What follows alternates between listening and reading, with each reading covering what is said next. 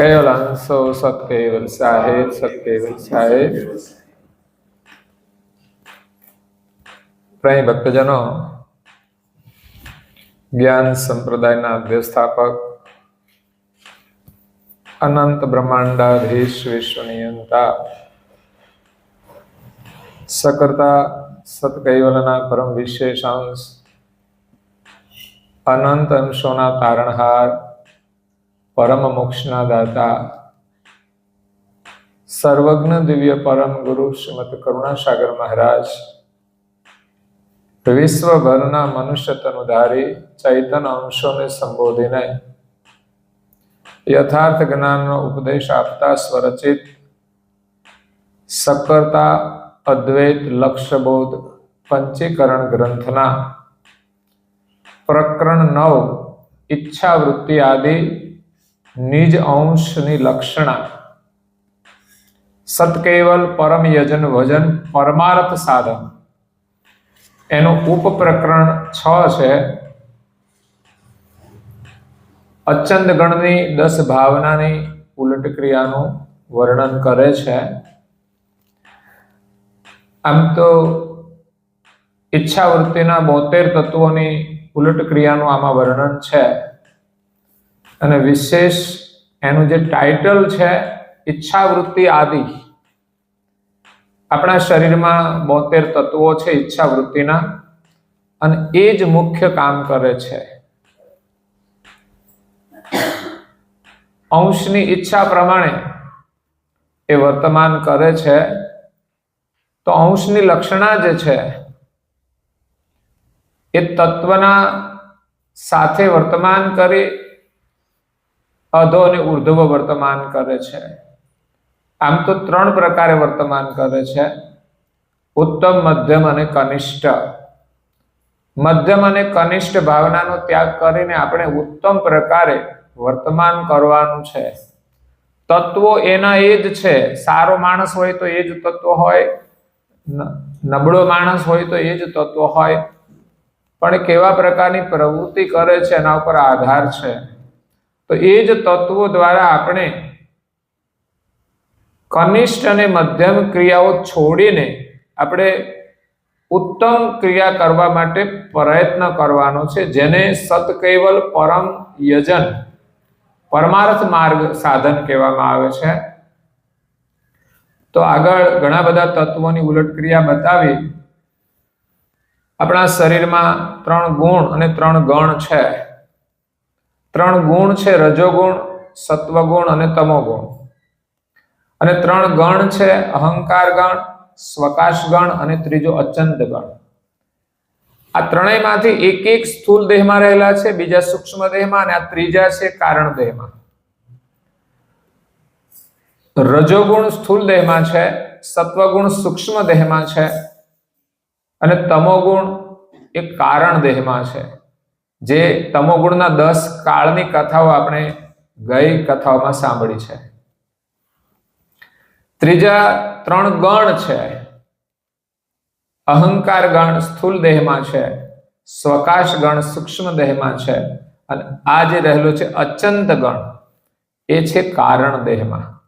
એ 3 ગણ અને 3 ગુણ એ 3 દેહની અંદર રહેલા છે. તો સ્થૂળ દેહમાં 1 ગુણ અને 1 ગણ છે, સૂક્ષ્મ દેહમાં 1 ગુણ છે અને 1 ગણ છે, અને આ કારણ દેહની અંદર આપણે જે તમોગુણ અને અચંદ ગણની આ 10 ભાવનાઓ વર્તમાન કરતી હોય છે. એટલે અચંદ ગણની 10 ભાવનાની ઉલટ ક્રિયા દિવ્ય પરમ ગુરુ અહીંયા આપણને સંત અને સજ્જન પ્રત્યે કહે છે એ પરમ પાવનકારી છે.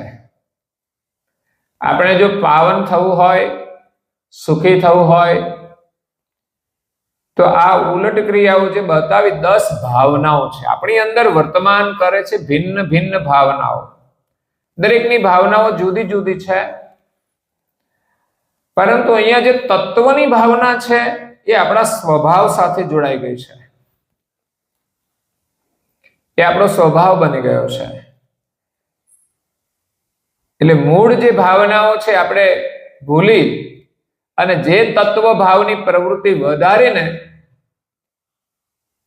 એ આપણે વધારે કરીએ છીએ કે બસ મને આ જ ગમે છે, પણ હકીકતમાં એ સારી છે કે નથી એનો લોકો વિચાર નથી કરતા.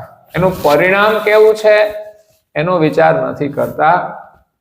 એટલે ખરેખર આપણે જેટલી પ્રવૃત્તિ પરમાર્થની કરી અને આપણો સ્વભાવ બદલીશું તો ખરેખર આપણે સુખી થઈશું અને બંધનમાંથી છૂટી જઈશું. તો 10 ભાવનાની અંદર એક છે અહમ ભાવના. આ ઘરની અંદર ઝઘડો કરાવે છે ને એ અહમ ભાવના છે. માણસની અંદર જે અહમ છે એ એક મૂઢપણું છે. માણસ સમજે નહીં, એનામાં જે અહંકાર હોય એ મૂઢતાને લઈને છે, એટલે અજ્ઞાનપણું છે. અજ્ઞાનતાના કારણે પરમ ગુરુ કહે છે કે કોઈની કળા કોઈને આવડે નહીં. બીજાને આવડતું હોય આપણને ના આવડે, બીજાને જેવું આપણે ના કરી શકીએ. એ મૂઢપણાને આપણે જાણવાનું છે. કેમ નથી આવડતું? ખરેખર બધા અંશો સરખા છે, બધાના શરીરમાં તત્વો સરખા છે. તો પછી કોઈ માણસ સારું કરી શકતો હોય એના જેવું આપણે કેમ ના કરી શકીએ? તમે જુઓ સંસારમાં લોકો જે ખોટું કામ કરે છે ને હલકું કામ કરે છે ને એના જેવા થઈ જાય છે લોકો જલ્દી. પણ સારા થવાનું હોય ને તો કે મને ના આવડે, એક નાનું તિલક કરવું હોય ને તો એ લોકો શું કે મને નહીં ફાવે. પણ આ મૂઢપણાની પ્રવૃત્તિ છે એટલે લોકો કરતા નથી. પણ મૂઢપણાને જાણીને એક ક્રિયા વડે ખંડન કરવાનું. આપણે જો સારી પ્રવૃત્તિ કરીશું તો ખરેખર એનું ખંડન થઈ જશે અને તમારી જે માન્યતા છે, તમારી જે ભ્રાંતિ છે એ દૂર થઈ જશે. ઘણીવાર લોકોને ખબર ના હોય કે આવું મારાથી થશે. એક બોપદેવ નામનો પંડિત હતો, એ ભણવામાં બહુ અભણ હતો, એટલે કશું ના આવડે એટલે બધા એને ખીજાવે થોડા કે આ ઢગલાનું ઢ છે એમ.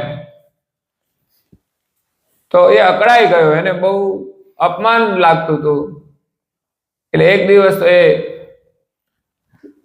અભ્યાસ છોડીને જતો રહ્યો. એ ગામની બહાર એક કૂવો હતો, ત્યાં પાણી ભરવાનું પનઘટ હતું. જૂના સમયની અંદર કૂવા ઉપર લોકો પાણી ભરવા જતા, તો ત્યાં બહેનો પાણી ભરવા માટે આવે. ત્યાં જે પથ્થર લગાડેલા હતા ને પથ્થરની અંદર ખાડા પડી ગયેલા. તે ખાડા જોઈને વિચાર કરે છે કે આ પથ્થરની અંદર ખાડા કેવી રીતે પડી ગયા? પણ ત્યાં છે ને બધાના દોરડા ઘસાતા હતા. દોરડું તો એક કોમળ કહેવાય, છતાં પણ એ પથ્થરની અંદર લાંબા સમયે ઘસારો પડવાથી ખાડા પડી જાય. તો એને વિવેક જાગૃત થયો કે કોમળ દોરડાથી જો પથ્થરમાં ખાડા પડી જતા હોય તો મારા જીવનમાં પરિવર્તન કેમ ના આવે? એટલે જે મૂઢપણા એ માનેલું હોય ને એ ભ્રાંતિને આપણે દૂર કરવાની આત્મવિશ્વાસ સાથે. ઘણું કાર્ય આપણાથી અજાણ હોય એટલે આપણે શરૂ જ ના કરીએ. એ તો મને ફાવે જ નહીં, આમ છે, બધું જ આપણે કરી શકીએ, કેમ ના ફાવે? પણ કરવું પડે એટલે લોકો ના કરે. આપણે ભાઈઓને કહીએ પોતા કરી દો તે કરે, પણ એ કે ના ફાવે.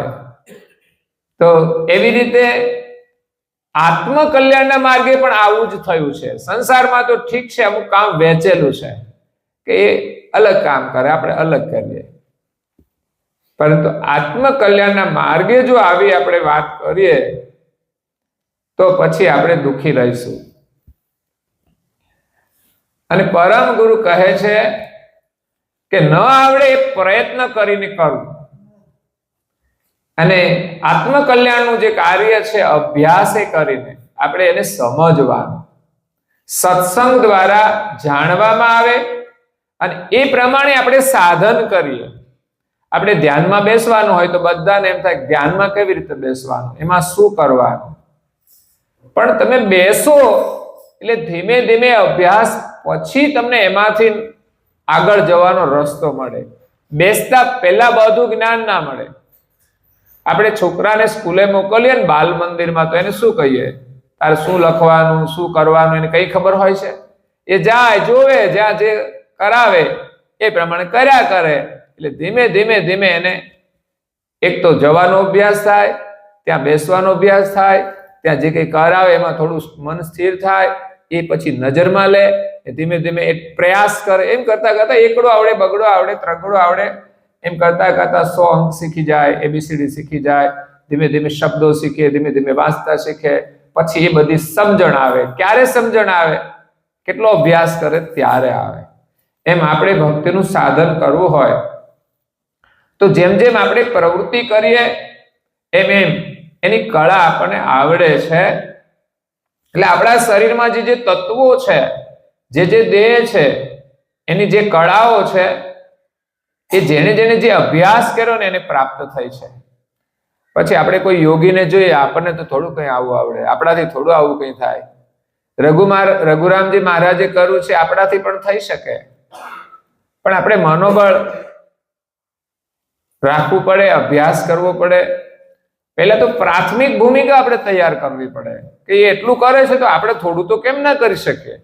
5 મિનિટ ના બેસી શકીએ?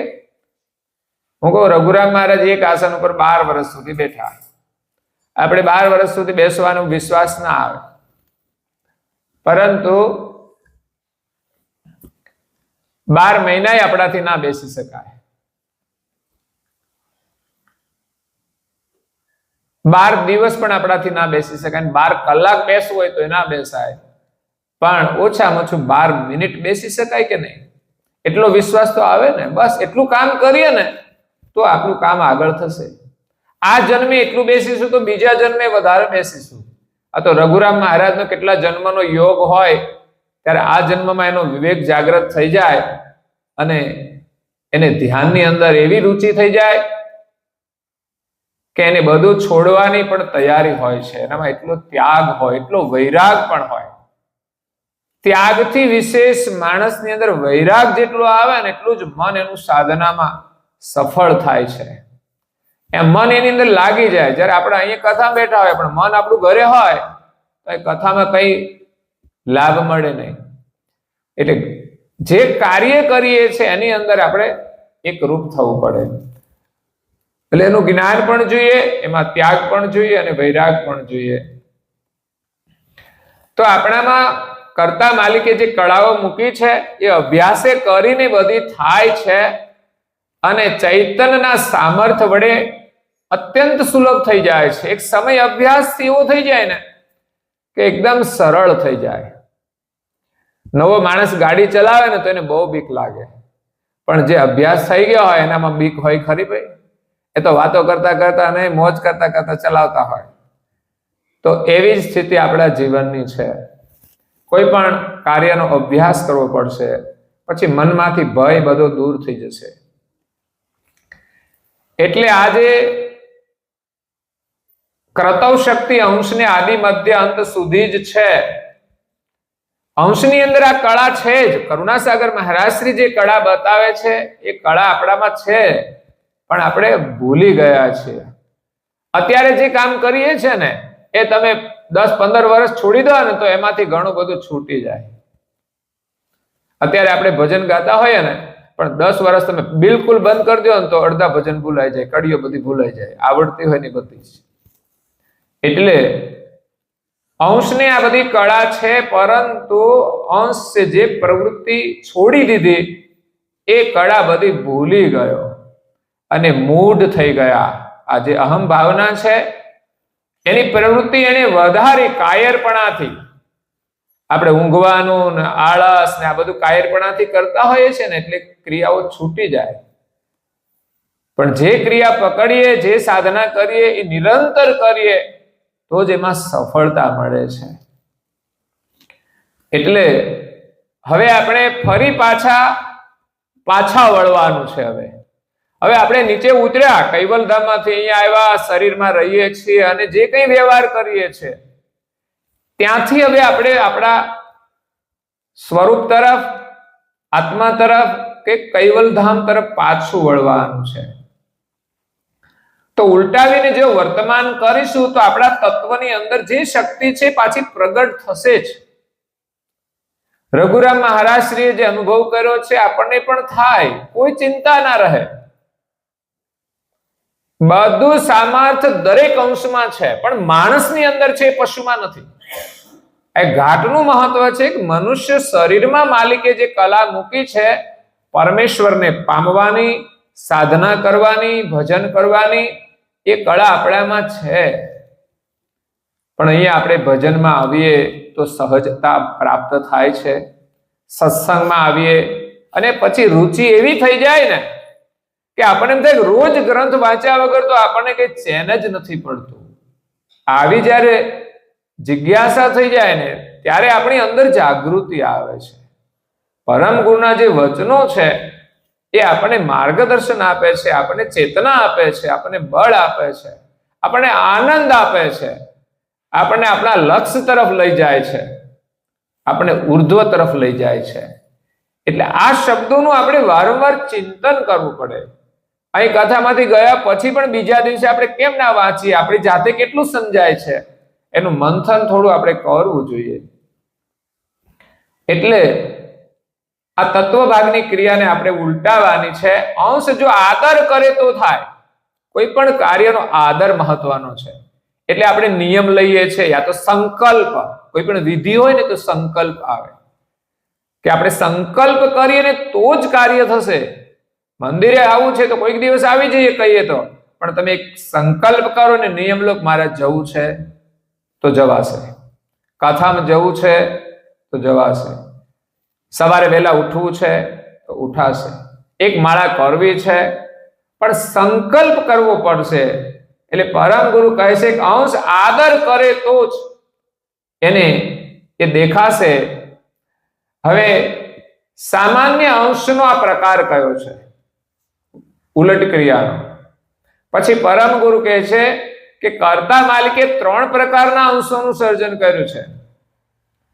જગતના જીવોને આ કોઈ ખબર નથી, એ તો એમ જ માને કે બધા હરખા જ છે, સાધના કરીને કોઈ મોટા થયા. પણ હકીકતમાં કર્તા માલિકે સામાન્ય, વિશેષ ને પરમ વિશેષ એમ 3 પ્રકારે અંશોનું સર્જન કર્યું છે. એ વિશેષ અંશોનું જે અંકુર છે જુદું છે, એની અંશ ગતિ જુદી છે. એટલે વિશેષ અંશોની પાસે જે કળા છે ને એ સામાન્ય અંશને ક્યારેય પ્રાપ્ત ના થાય, એ કરી ના શકે.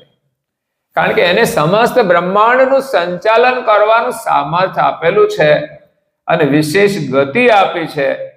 હવે સામાન્ય અંશ ના કરી શકે. અને કર્તાના જે પરમ વિશેષ અંશ પરમ ગુરુ છે, એ જે અહીંયા આવીને અનુભવકૃત વચનો બોલે છે, એ અનુભવ સામાન્ય અને વિશેષ અંશની પાસે હોતો નથી, હતો પણ નહીં. એટલે પરમ વિશેષ અંશને કર્તા માલિકે પરમ વિશેષ અંશ તરીકે ગતિ આપી છે. એટલે એ ગતિ કોઈ દેવોની પાસે પણ નથી અને આ જગતની અંદર જે સામાન્ય અંશો છે એમની પાસે પણ નથી. પરંતુ એમની જે ગતિ છે એ કદાચ કોઈ જીવ એને જાણે, એના ગ્રંથ આદિ વચનો સાંભળી એમાં પ્રતીતિ રાખી, પરંતુ એ પોતાના અનુભવથી કશું ના કહી શકે. આપણે જે અભ્યાસ કરીએ છીએ ગ્રંથના આધારે બોલી શકીએ, બધી વાત કરી શકીએ, પણ સ્વ અનુભવથી જેમ પરમ ગુરુ બોલે છે એવી રીતે ન તો કોઈ સામાન્ય અંશ બોલી શકે, ન તો વિશેષ અંશ. એટલે એ ગતિ પરમ વિશેષ અંશ પાસે જ છે. એટલે હવે અહીંયા દિવ્ય પરમ ગુરુ કહે છે કે સામાન્ય અંશથી વિશેષ અંશ સુધી કોઈની પાસે આ પરમ ગુરુની કળા નથી. પણ આ સામાન્ય ને વિશેષ અંશની અંદર શ્રેષ્ઠમાં એક શ્રેષ્ઠ કળા મૂકેલી છે. ભલે પરમ વિશેષ અંશ ગતિની કળા આપણને ન આવડે તો કઈ નહીં, પરંતુ એક કળા સામાન્ય અને વિશેષ અંશમાં શ્રેષ્ઠમાં શ્રેષ્ઠ માલિકે મૂકેલી છે. એ કઈ છે? તો કે બસ આપણે અવિનાશી જે સ્વરૂપ સર્જનહાર છે એમને પ્રાપ્ત કરવાની જે સાધના છે એમના વિશે હેત રાખવાનો, એના વિશે પ્રીતિ, એના વિશે ભાવના, બસ આ શ્રેષ્ઠ કળા છે. ભગવાનમાં પ્રીતિ, એમની સાધનામાં પ્રીતિ. તો આપણે ગ્રંથ છે એનું અધ્યયન કરીએ, ભજન કીર્તન કરીએ, ઉપાસના કરીએ, ધ્યાન કરીએ, સેવા પૂજા, આ બધી સાધના છે, એમાં પ્રીતિ થઈ જશે તો શ્રેષ્ઠ કળા છે. પછી આપણે પરમ વિષય સંસ ગતિની કળાની જરૂર નથી. આપણી મૂઢતા દૂર થઈ જશે.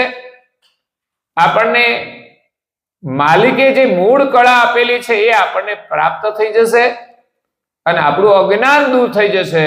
તો સંસારમાં કોઈ દુઃખ રહેશે જ નહીં. જ્યાં સુધી આ મૂઢપણું ન જાય કે અજ્ઞાનપણું ન જાય ને સ્વરૂપનું જ્ઞાન ન થાય ત્યાં સુધી માણસ લાખ પ્રયત્ન કરે, લાખ સાધનો કરે, લાખ ધંધા કરે તો પણ એ સુખી થવાનું નથી. બસ થોડા સમય માટે મળી જશે ને ચાલ્યો જશે. અને આ સંસારમાં પછી મૂઢની જેમ ફરશે, પશુની જેમ ફરવાનું. મનુષ્યનો અવતાર મળે તો પણ મોટા ભાગના લોકો પશુની જેમ જ ફરતા હોય છે ને, પશુની જેમ જીવતા હોય છે. એટલે ઘણી વાર આપણે નથી કહેતા માણસ મૂઢ જેવો છે. આમ ગણીએ ને તો સ્વરૂપની દ્રષ્ટિએ આપણે બધા મૂઢ થઈ ગયા છે. પણ જ્ઞાનથી જાગૃત થઈએ અને સ્વરૂપનું ચિંતન કરીએ અને આજે ધાર્મિક પ્રવૃત્તિ કરીએ છીએ ને એ પ્રવૃત્તિમાં મૂઢપણું નથી. એમાં પરમ ગુરુ પણ લખે છે કે જેના અંગની અંદર સર્વ કળાનું મૂળ વસી જાય, આ બધી કળાઓનું મૂળ, એ કળા જેનામાં આવી જાય એને મૂઢ કેમ કહેવાય? તો પરમ ગુરુની જે આજ્ઞા પાડીએ છે ને એ સજાણપણું છે, એમાં મૂઢપણું રહેતું નથી. એટલે સંસારમાં માણસ ગમે તેટલો બુદ્ધિશાળી હોય પણ છતાંય મૂઢતા છે. ભૌતિક જગતમાં માણસ ગમે તેટલો આગળ જતો રહે ને તો પણ એની મૂઢતા દૂર થતી નથી. આપણે જોઈએ છીએ કે ઘણા ધનવાન પણ દુઃખી છે, ઘણા શિક્ષિતો પણ દુઃખી છે. કારણ કે ધન મળી જાય કે શિક્ષણ મળી જાય પણ મૂઢતા જ્યાં સુધી દૂર ન થાય ત્યાં સુધી માણસ દુઃખી રહેશે. માણસે જે રીતે જીવવાનું છે એ પ્રમાણે નહીં જીવે, એક કલા એનામાં નહીં આવે ત્યાં સુધી સુખી થવાનો નથી. બીજી ભાવના છે સંભ ભાવના. આ પણ આપણે બહુ તત્વોની પ્રવૃત્તિ વધારી અને આપણા મનને અને બધી પ્રવૃત્તિને, વિચારોને અંધાધુંધ કરી નાખે છે. ઘણી વાર આપણે એવી રીતે જીવીએ છે ને કે શું કરવું ને કઈ ખબર જ ના પડે, અંધાધુંધ થઈ જાય. જેમ ધુમાડો હોય ને કઈ દેખાય નહીં, ધૂળ ઉડતી હોય ને કઈ દેખાય નહીં, એવી જ રીતે આ સંભ ભાવનાની પ્રવૃત્તિ જ્યારે વધે ત્યારે બધા જ તત્વોની ગતિ અંધાધુંધ થઈ જાય. જ્યારે આતંકવાદીઓ ફાયરિંગ કરે ને ત્યારે પબ્લિકની અંદર બધું અંધાધુંધી ફેલાઈ જાય. એટલે ક્યારેક આગ લાગી જાય ત્યારે અંધાધુંધી થઈ જાય છે. એમ આપણા જીવનમાં પણ આવી ઘટનાઓ બને છે કે આપણી સંભ ભાવનાની જે પ્રવૃત્તિ છે એ જ્યારે વધે છે ત્યારે અંધાધુંધી થાય છે અને એ આપણને કઈ સૂઝ ન પડવા દે. પ્રવૃત્તિ થાય તો પણ મંદ થાય, જે પ્રમાણે કરવાની હોય, જે કરવાની હોય એ ન થાય. એટલે આવું જ્યારે થાય ને ત્યારે આપણે સાવધાન થવાનું છે. સાવધાની તો જ્ઞાનથી જ આવે છે, સાવધાની સત્સંગથી આવે છે અને સાવધાન થવા માટે ઔષધિ છે. પરમ ગુરુ જ્ઞાન રૂપી ઔષધિ લઈને આવ્યા છે જે સંભ વૃત્તિ મંદ પમાડી, આપણી જે સંભ ભાવનાની પ્રવૃત્તિ વધારી છે ને મંદ પમાડી અને પરમ ગુરુ લક્ષ્ય તરફ આપણી ગતિ આગળ વધે. તો આપણે શું પ્રવૃત્તિ શું કરીએ છીએ, એનાથી શું પરિણામ આવે? તો કે જે બિનજરૂરી પ્રવૃત્તિ હોય એમાંથી આપણું મન વળીને આ તરફ વળે છે. અત્યારે લોકો બેઠા હશે, શું કરતા હશે? કઈ જરૂરી પ્રવૃત્તિ કરતા હશે કે બિનજરૂરી? અત્યારે તો કઈ જ કામ ના હોય, સમજો ને. રાત્રે કઈ કામ હોય, ભાઈઓ બહેનો બધા નિવૃત્ત જ હોય, પણ જે કઈ કરતા હશે એની કોઈ બહુ જરૂરિયાત નહીં હોય, એ પોતાનો ટાઈમ પાસ કરવાનું માધ્યમ હશે. તો એ પ્રવૃત્તિ માણસ વધારે છે, એના કારણે ભવિષ્યમાં અંધાધુંધી ફેલાઈ જાય છે. પણ પરમ ગુરુ લક્ષ્ય તરફ આપણે જો આગળ વધીશું તો પરમ સુખ અપાર એ પ્રવૃત્તિને વિશે છે, અને એ છે ઉપાસના. અને એની અંદર છે વિવેક. વિવેક અને ઉપાસના, જ્ઞાન દ્વારા આપણને વિવેક પ્રાપ્ત થાય. શું કરવું ને શું ન કરવું એનું દરેક પ્રવૃત્તિમાં ડિસિઝન લેવું પડે કે આ પ્રવૃત્તિથી મને શું લાભ છે, બીજા કોઈ કરે છે એનાથી શું લાભ છે. આપણે ધંધામાં એવું નહીં કરતા, મારા ધંધામાં કઈ હરખું આવતું, બીજાનો ધંધો જોઈને આપણે એના જેવું થાય કે ના થાય? તો હરેક ની અંદર થાય છે. તો આ ઉપાસનાની અંદર પણ એવું થવું જોઈએ, આપણા જીવનમાં એવું થવું જોઈએ. વ્યવસાય તો ઠીક છે, જેને જેને જે મળ્યો છે, બીજો કઈ કરવો એ કઈ સહેલું કામ નથી હોતું, પરંતુ ધાર્મિક પ્રવૃત્તિ કરીને આપણા જીવનની દિશા આપણે જો વાળીએ તો ખરેખર આપણું જીવન સુખી થાય. અને તેણે કરીને એક વિવેક અને ઉપાસના. ઉપાસના એટલે ભક્તિ છે, જેમાં સેવા પણ આવે, સ્મરણ પણ આવે ને ધ્યાન પણ આવે, અને જ્ઞાન પણ જોઈએ. તો જ્ઞાનથી વિવેક આવે, આ કરવું આ ન કરવું. સારી પ્રવૃત્તિ પ્રત્યે આપણને વધારે રુચિ હોવી જોઈએ. પેલી સિરિયલો આવતી હોય તો લોકો તો એટલા બધા સજાગ હોય ને, એ ટાઈમે જલ્દી જલ્દી કામ બતાવીને કે ચાલો સિરિયલ આવવાની છે. આવું જોયેલું છે. અત્યારે તો ખબર નહીં કઈ તરફ લોકો વળ્યા હોય, કઈ સામા રુચિ હોય. એક સમય એવો હતો. તો એવી જ રીતે આપણને એમ થાય કે આજે તો ગુરુ કથામાં જવાનું છે, એવી આપણામાં રુચિ હોવી જોઈએ. અને ઉપાસના છે આપણી. જમવાનું હોય તો આપણે કેવા ખુશ થઈને જમવા બેસી જઈએ છીએ, એવી જ રીતે ઉપાસનાની પણ એક ખુશી હોવી જોઈએ. શાંતિથી આપણે જમીએ છીએ, આનંદથી જમીએ છીએ, એવી જ રીતે શાંતિ અને આનંદથી ઉપાસના કરવી જોઈએ, વેઠ નહીં ઉતારવી જોઈએ. જેમ સંસારની પ્રવૃત્તિ રસપૂર્વક કરીએ છીએ, રસોઈ બનાવીએ તો કેવું સરસ બનાવીએ ને, કે પછી ચાલો જેવું હશે એવું બનાવી નાખીએ જલ્દી જલ્દી, એ તો ખાઈ લેશે. ના, એવું નહીં. પ્રેમથી રસોઈ બનાવીએ છીએ, સ્વાદિષ્ટ રસોઈ બનાવીએ છીએ, ખાઈને ખુશ થાય એવી રસોઈ બનાવીએ છીએ. એમ આપણું દરેક કાર્ય એ જ પ્રકારે આપણે કરવું જોઈએ. પરમ ગુરુ તરફ આપણે વળીશું તો આપણા જે અંતસ્કરણ અને તત્વોના જે સ્વભાવ છે ને, એ પ્રભુના સન્મુખ વર્તમાન કરવા લાગશે. તમે એક એક તત્વની ક્રિયા બદલો અને એટલે એની અસર બીજા બધા તત્વોને થશે. એક તત્વની ક્રિયા, કોઈ પણ એક ક્રિયા માણસ કરે ને તો એના સંગમાં આવે ને એને પણ એની અસર થાય, સારી હોય કે નરસી હોય. એમ આપણે આપણા શરીરમાં કોઈ પણ એક તત્વની ક્રિયા બદલીશું તો બીજા તત્વો પણ એના પ્રભાવમાં આવશે. તમે આંખોથી જોવાનું કામ કરો તો આંખોની જોવાની પ્રવૃત્તિ તો બદલાય, પણ સાથે સાથે આપણા મન, અંતસ્કરણ બધાના ઉપર એની અસર પડે છે. કાનથી સાંભળવાની પ્રક્રિયા થાય છે તો એની અસર પણ બધા તત્વો ઉપર પડે છે.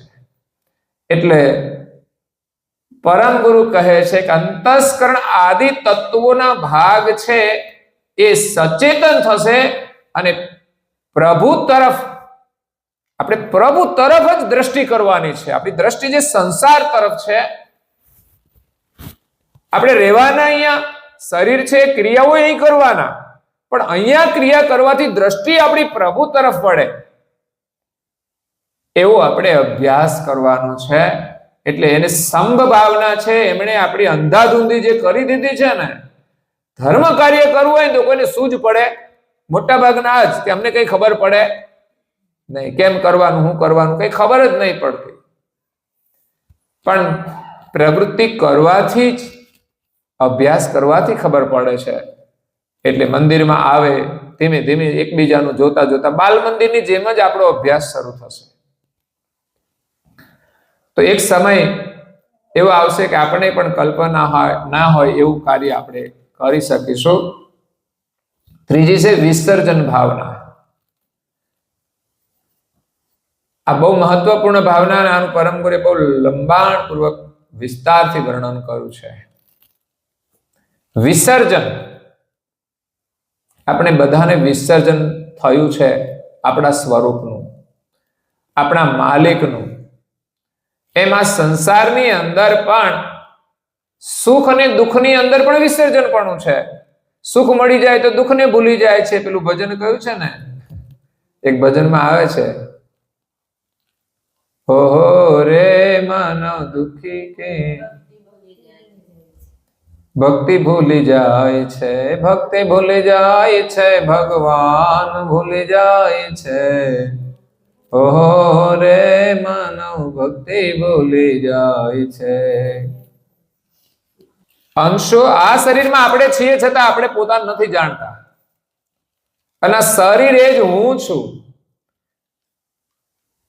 અને આપણી પાસે સુખ હોવા છતાંય આપણે દુઃખ માનીને આ સુખનું વિસર્જન પણ લીધેલું છે. સુખ તો આપણી પાસે જ છે, બહારથી ક્યાંય આવતું નથી. આપણી પાસે સુખ હોવા છતાંય બહારની પરિસ્થિતિને લઈને આપણે દુઃખ માની જ લીધું છે કે મારી પાસે નથી એટલે દુઃખી છું. વાસ્તવમાં દુઃખ છે નહીં, પણ આ માની લીધેલું છે, વિસર્જન પણ થયેલું છે. એટલે સ્વરૂપની અંદર સુખ હોવા છતાંય માણસ અનેક પ્રકારની ભ્રાંતિની અંદર, માન્યતાઓની અંદર સ્વભાવવશ દુઃખી થાય છે. એટલે પોતાનું વિસર્જન પણ જ એમના માટે દુઃખરૂપ બન્યું છે. એના માટે એક દાખલો આપ્યો છે કે કોઈ એક નગરની અંદર 2 ડાકણી સ્ત્રીઓ રહેતી હતી. ડાકણ. અને ભાઈને કેવું હોય ને તો ભૂત કેવા પડે, ભૂત જેવો છે. અને બહેનોને કહે તો સારી ઉપમા આપે. એટલે આ વર્ગ છે 2 અલગ અલગ. તો ડાકણ જેવી સ્ત્રીઓ, અને એ બજારમાં ફરવા જતી વખતે એમના પુત્રોને કહે છે કે અમે પોતાને જો ભૂલી જઈએ ને તો એને ઓળખવાની નિશાની આપી કે અમે નાકની અંદર કોડી પહેરીને જઈએ છીએ, કદાચ અમે ભૂલી જઈએ તો તમે ઓળખી લેજો. એટલે 2 સ્ત્રી અલગ અલગ રહેતી હતી, એને બેઉને ખબર નહોતી, પણ બેએ એક જ સરખો સંકલ્પ કર્યો અને એક સરખી વાત એમના પુત્રોને કહીને કોડીઓ નાકમાં પહેરી અને નીકળી ગઈ. પણ અચાનક એ 2 ભેગી થઈ ગઈ. એટલે એક સરખી હતી ડાકણી જેવી, પછી આમાં બદલાઈ જાય. એટલે પેલા તો એ 2 વિચારવા લાગી કે તું કોણ છે, તું એ હું છું કે હું એ તું છે. એટલે 2 પોતાના ભાન ભૂલી ગઈ કે હું કોણ છું. એક સરખા હોય ને તો કોણ કોણ છે એ નક્કી કરવાનું ખબર ના પડે. એક સરખી કોપીરાઈટ. તો આ બંને એકબીજાને જોઈને પોતાની ભૂલી ગઈ હું કોણ છું. ત્યારે બંને સામે લડવા માંડી બેભાનપણે, અને રાજ દરબારમાં ન્યાય કરવા માટે ગયા કે હું કોણ છું, હું આ છું કે એ હું છું એ અમને ખબર નથી, અમે ભૂલી ગયા છીએ. તો રાજા કે ભાઈ તમે તમારે શરીર થોડા બદલાઈ જવાના છો, તમે 2 જે અલગ અલગ જ છો. પણ માને તો ને, માણસ બેભાન થશે ને ત્યારે એને કોઈ આવીને કહે ને તું આ છે, તું કૈવલનો અંશ છે, કોઈ માને ખરા? નહીં માને. 2 એક જ છે પણ એ માનશે નહીં. એક માતાના 2 દીકરા જુદા પડી જાય ને પછી એ જો એને ભૂલી જાય ને એકબીજાને, પછી કોઈને કહે તમે એક જ માતાના દીકરા છો, પણ એ કેવી રીતે માને? કારણ કે બે પોતાને ભૂલી જ ગયા છે કે અમે કોણ છીએ. બે ભાઈઓ છે એ ખબર નથી, કોના સંતાન છે એ ખબર નથી. એમાં બંને સ્ત્રીઓ ભૂલી ગઈ તો રાજાએ સમજાવવા છતાં ન માની ત્યારે એમના બાળકોને એમની ઘેરેથી બોલાવ્યા કે આ તમારી માતાઓને ઓળખીને લઈ જાઓ તમે. એ પોતાને ઓળખતી નથી કે અમે કોણ છીએ, હવે તમે ઓળખીને લઈ જાઓ. ત્યારે એમના છોકરાઓએ પોતપોતાની માતાને ઓળખીને એમને લઈ જવા માંડ્યા. ત્યારે એ સ્ત્રીઓ એમ કહે છે કે જો અમે તારી માતા હોય ને તો જ તું લઈ જજે, કારણ કે એને પોતાને ખબર નથી કે આ મારા છોકરા છે. કારણ કે પોતાને ભૂલી ગઈ એ છોકરાને પણ ભૂલી જાય તો એને એમ થાય કે કોઈ બીજા મન ના લઈ જાય. જો લઈ જશો ને પછી રાજા બદલી નહીં આપે.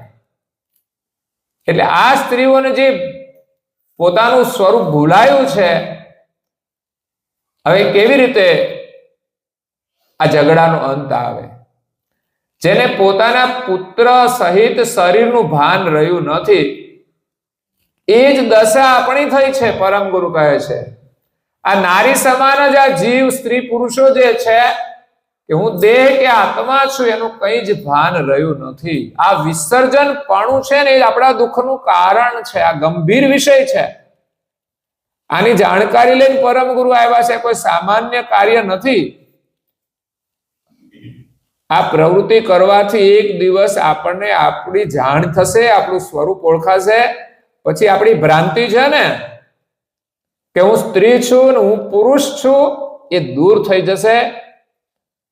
પછી આ બધા મારા છે ને એ ભ્રાંતિ દૂર થઈ જશે. એને લઈને જે દુઃખ થાય છે એ ભ્રાંતિ પણ દૂર થશે.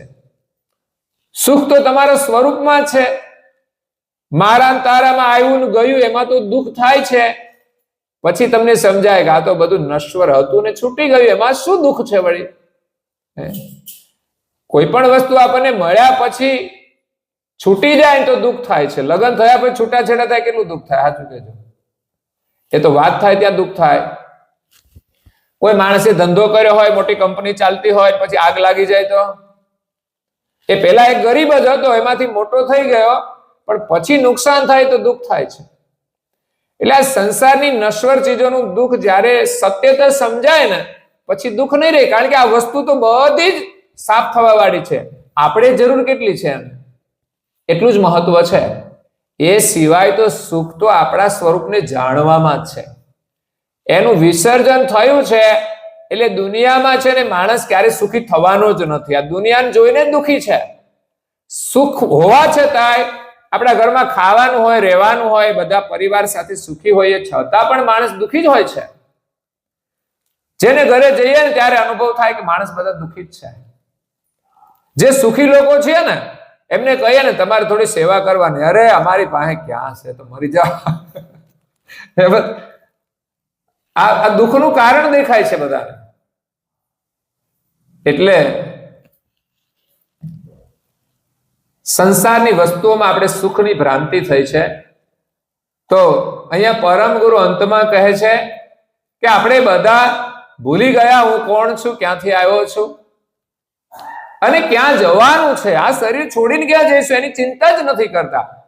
પેલું મળ્યું ના મળ્યું એમાં દુઃખી, આપણી ઈચ્છા પ્રમાણે કરવાનું, બીજી વ્યક્તિ ના કરે તો આપણે દુઃખી. કોણ હું, ક્યાંથી આવ્યો, ક્યાં જવાનો, કોણ છે જગતના તાત. હે ગુણવંત કરી લ્યો ને ઓળખાણ, ગુરુજી વિના ગમતું નથી. મને લાગ્યો ગુરુજીનો રંગ, ગુરુજી વિના ગમતું નથી. આ વાત એમણે ત્યાં મૂકી છે ભજનમાં. આ ગાઈએ ને ત્યારે આપણને જગાડે છે કે ખરેખર આપણે આ વિચારવાનું છે. હું કહું મળે ત્યારે ખરું, પણ વિચાર તો કરીએ કે શરીરમાં હું છું કોણ.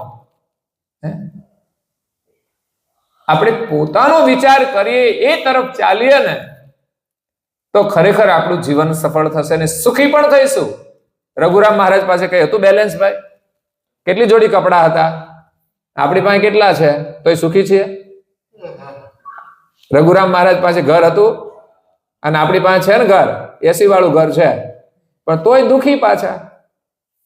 સવારે ઉઠીને સાધના થાય છે, સુખી છે એટલે ને.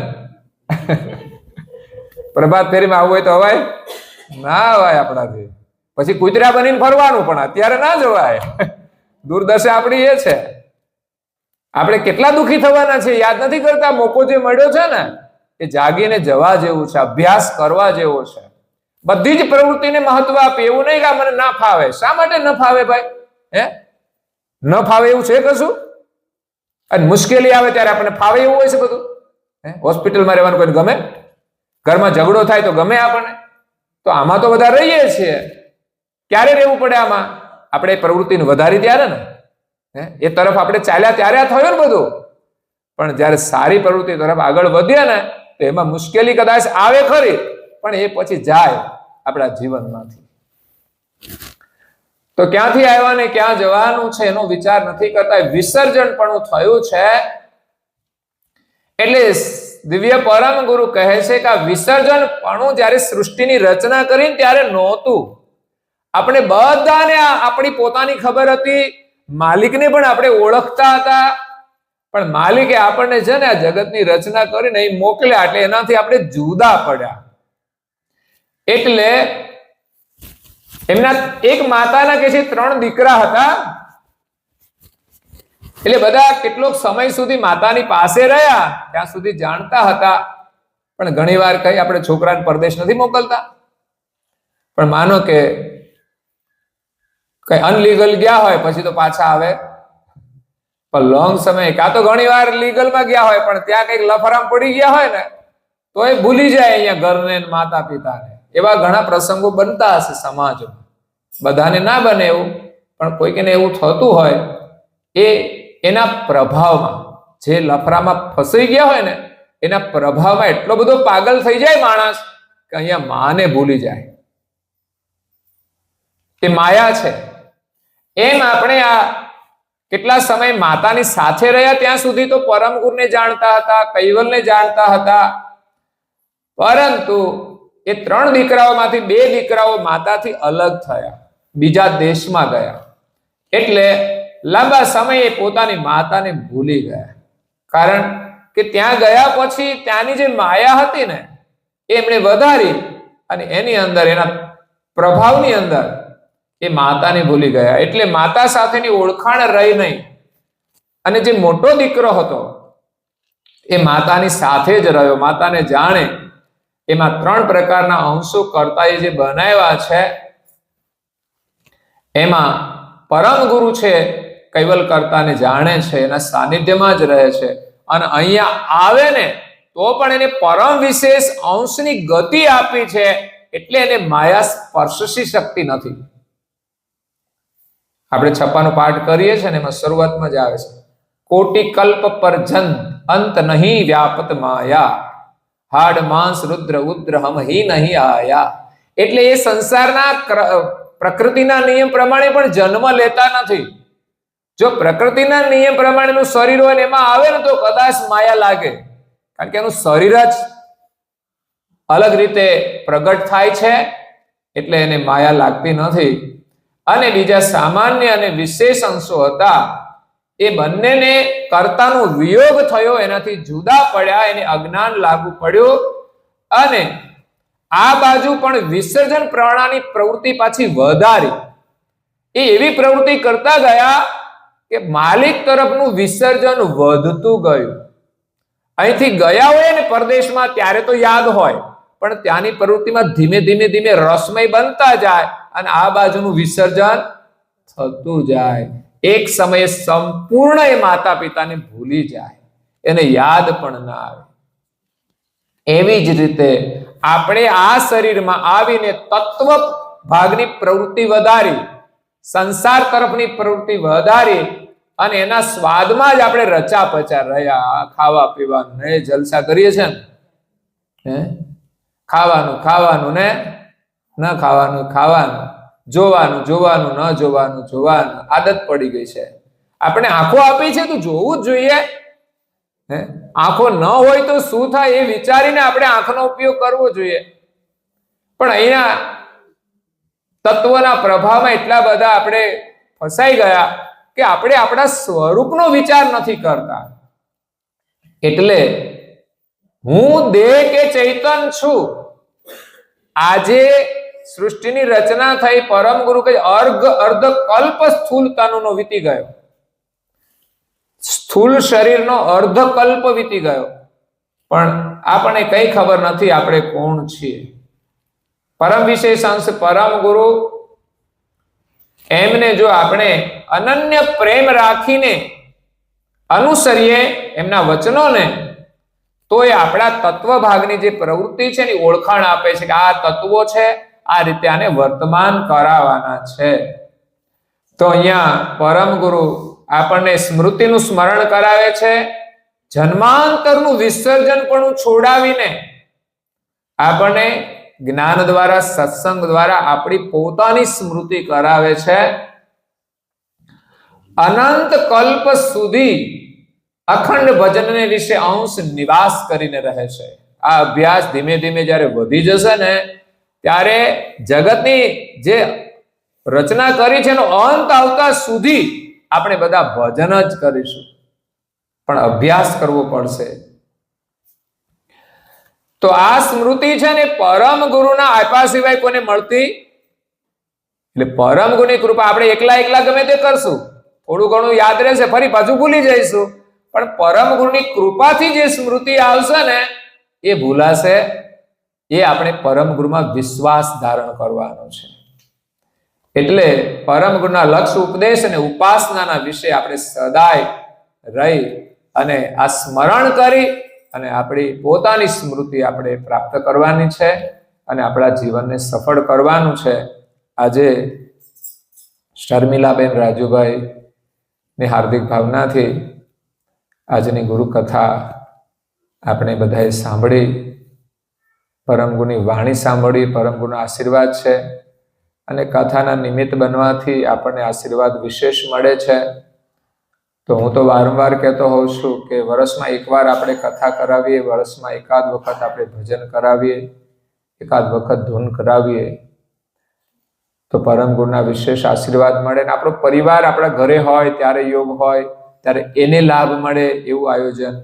અને ઘરે બેઠા ઉપાસનાનું આયોજન પણ તમે કરો, અઠવાડિયામાં એકવાર બાળકો સાથે ઉપાસના કરવાનો નિયમ બનાવો, તો ચોક્કસ એ ઉપાસનાના સંસ્કાર આપણી ભાવિ પેઢીમાં આવશે. ને તો હજુ કોઈને જે બોલતા આવડતી, કદાચ નાના હશે ત્યારે કે અમે બાલ સભામાં જતા હતા પણ પછી પ્રવૃત્તિ છોડી દીધી ને અત્યારે કઈ ને તો હું પહેલા આવડતી હતી પણ અત્યારે આવડતી. આ થયું વિસર્જન પણ. એટલે અભ્યાસ છૂટી જાય તો વિસર્જન પણ લાગુ પડી જાય છે. એટલે શ્વાસ છૂટે ને ત્યાં સુધી અભ્યાસ છોડવાનો. આજે તિલક ચાલુ કર્યું ને, હવે તમારે છેલ્લા સમય સુધી તિલક છોડવાનું નહીં. મંત્રનો જપ કરો તો મંત્ર છોડવાનું નહીં. ઉપાસના તમે આરતી કરો એક તો છોડવાની નહીં. એમ આ નિયમ છે. આપણે બધા પરિવાર સાથે થોડું આયોજન કરીશું ને તો પરિવારની અંદર જાગૃતિ આવશે. કૈવલ મંત્રનું લેખન પણ બધાએ કરવાનું છે, નિરંતર કરજો. બધી જ પ્રવૃત્તિ છે આપણા માટે. આપણો સમય વ્યર્થ ના જવો જોઈએ કે નવરા બેઠા બેઠા આપણે ટાઈમ પાસ કરવો પડે. તો આજે અહીંયા 3 ભાવનાની ઉલટ ક્રિયા દિવ્ય પરમ ગુરુએ બહુ સુંદર રીતે સમજાવી છે. તમે ફરી પણ તમારી રીતે વાંચન કરજો એટલે તમને પણ એમાં સમજણ પડશે. આગળની જે ભાવનાઓ છે એની ઉલટ ક્રિયા આપણે આગામી કથામાં શ્રવણ કરીશું. અહીંયા કથાને આપણે વિરામ આપીએ છીએ. અસ્તુ સત કૈવલ સાહેબ જય બોલાવો. આ જય છે ને હવારાન 2 ટાઈમ બોલવાની ઘરે, એટલે કમ્પ્લીટ આવડી જવી જોઈએ આપણને. આ કથામાંથી એટલા આશીર્વાદ આપણે લેવાના કે સવારે ને સાંજે જય બોલવાની. આપણે બોલાવો આમને તમે તો બધા માસ્ટર માઇન્ડ છો. બધા જેને ના આવડે એમને જ અભ્યાસ કરવાનો છે. જય જય જય જય જય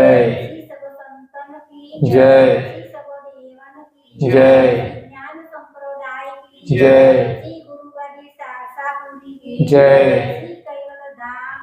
જય कथा सत्संग पूर्णावती का सत केवल साहेब सत केवल साहेब।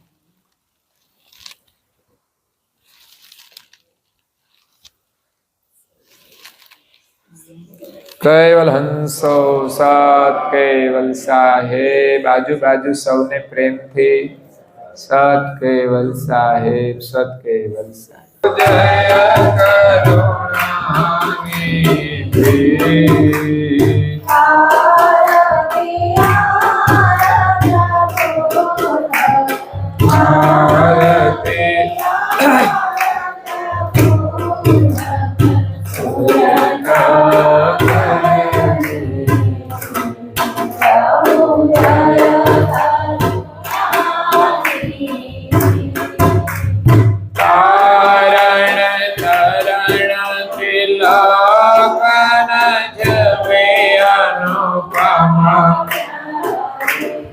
प्रभु छबियानो पामा प्यारी अनेक जनानी आरती अनेक जनानी आरती ओराया आरती ओराया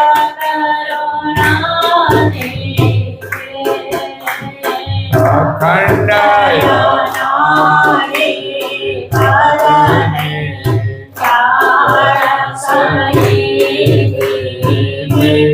जागो सही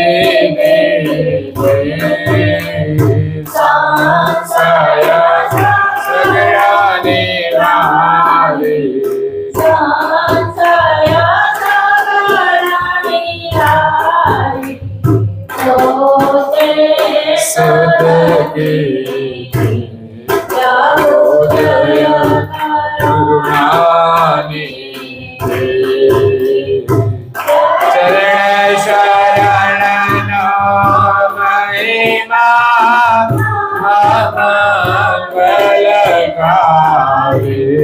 प्रभु